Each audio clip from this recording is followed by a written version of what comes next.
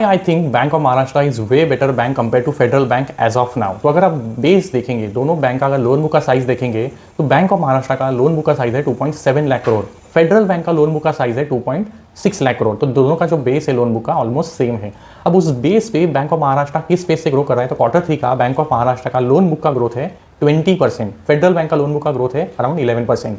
और ये सिर्फ स्टोरी इस क्वार्टर की नहीं है, आप प्रीवियस 3-4 क्वार्टर्स में भी देखेंगे तो फेडरल बैंक का ग्रोथ रहा है between 8 to 11%। On the other hand bank of Maharashtra has grown the book between 16 to 20%। तो ऑलमोस्ट 2x स्पीड से बैंक ऑफ महाराष्ट्र अपने लोन बुक को ग्रो कर रहा है compare to federal bank on almost similar base.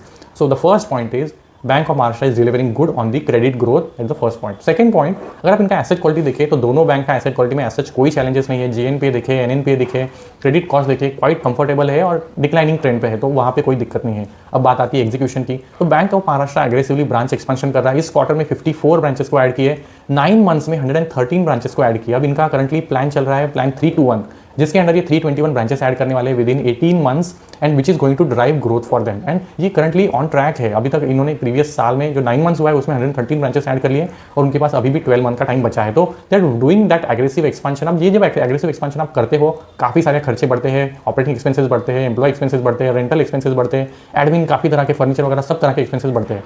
तो आपका जो कॉस्ट टू इनकम रेशियो है वो अंडर प्रेशर आ सकता है, आपका जो ऑपरेटिंग प्रॉफिट है वहाँ पे प्रेशर दिख सकता है। But despite all these expansionary steps, bank of Maharashtra को Q3 में भी ऑपरेटिंग लेवरेज मिला है, operating profit growth is higher than जो इनका क्रेडिट ग्रोथ रहा है। अगर नीचे आएंगे क्योंकि प्रोविजंस कम है, कंट्रोल में रहा है, तो जिसकी वजह से पैड ग्रोथ इज 27%। तो ये सारी चीज़ें अच्छी है। इसी अगर पैड ग्रोथ को आप फेडरल बैंक से कंपेयर करेंगे क्योंकि प्रोविजंस बढ़े तो PAT growth is in single digit 9% के आसपास।